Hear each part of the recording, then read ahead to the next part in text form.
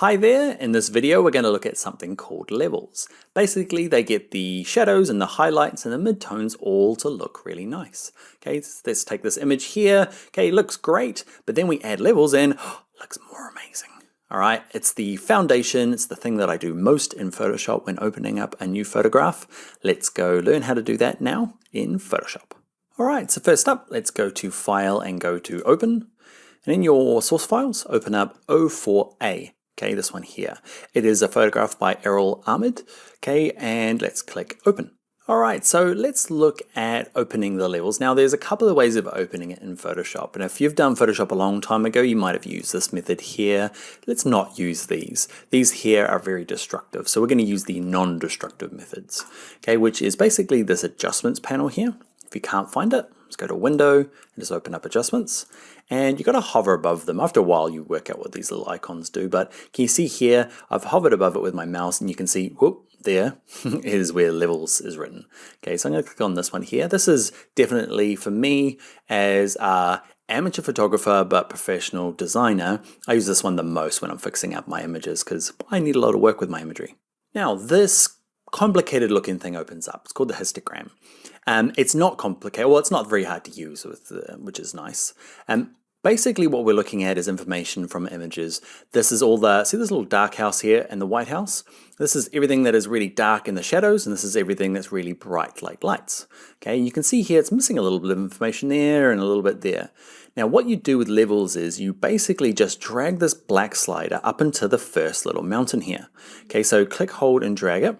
And you notice over here in my image, if I click, hold, and drag, as I drag it, okay, and I get closer to this kind of peak here, the blacks become a lot stronger. If I go too far past this like first rise, watch this, it starts kind of like getting kind of weird.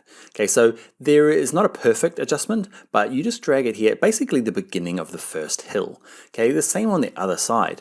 So there are whites in here, but they're not super strong. To make them nice and strong, all we do is grab this white little kind of house thing here, drag it to the left, and do I want to drag it all the way in here? No, because it starts, I start overexposing some of these whites and they start blurring together. So it's kind of the beginning of the first little hill. There it is there. Okay, so often just dragging those two in, tucking the two ends in will get you your strong whites and your strong blacks. Now the middle slider here, the gray slider, is all your midtones. Now this will depend on the image. Basically every image that I open up, I often tuck in the ends, okay, and they both come in. Now where does this middle slider go depends on the image. If I drag it all the way to the right, darkens it down, all the way to the left, it lines it up. And this will really depend on your image and what look you're looking for.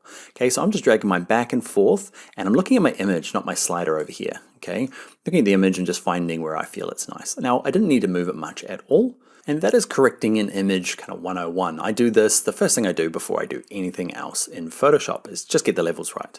Now, to check whether you've made this thing better or worse than when you opened it, you can see here, this is called an adjustment layer. So these are the levels. You can see it's appeared in my layers panel. The cool thing about that is that I can turn it on and off. Okay, like we did earlier on when we did our automatic features, you can turn this on and off. Okay, so turn the layer off, I can see the background underneath, and that's what it started like. And it looks fine when we open it. It's not until we do the levels that you're like, okay, man, there was a bit more in that image I could have got. Okay, so yeah, that is levels. What I'd like you to do now is save this image. Okay, it's going to ask you to call it a PSD, and that is great, a Photoshop document, and I'd like you to open up the second example. Okay, and I'd like you to practice on your own. So it's O4B, okay, and open up this one here, and yeah, practice the same thing. Create adjustments layer, okay, under levels, and yeah, see how you go. Tuck in the two ends and then decide where that middle slider goes.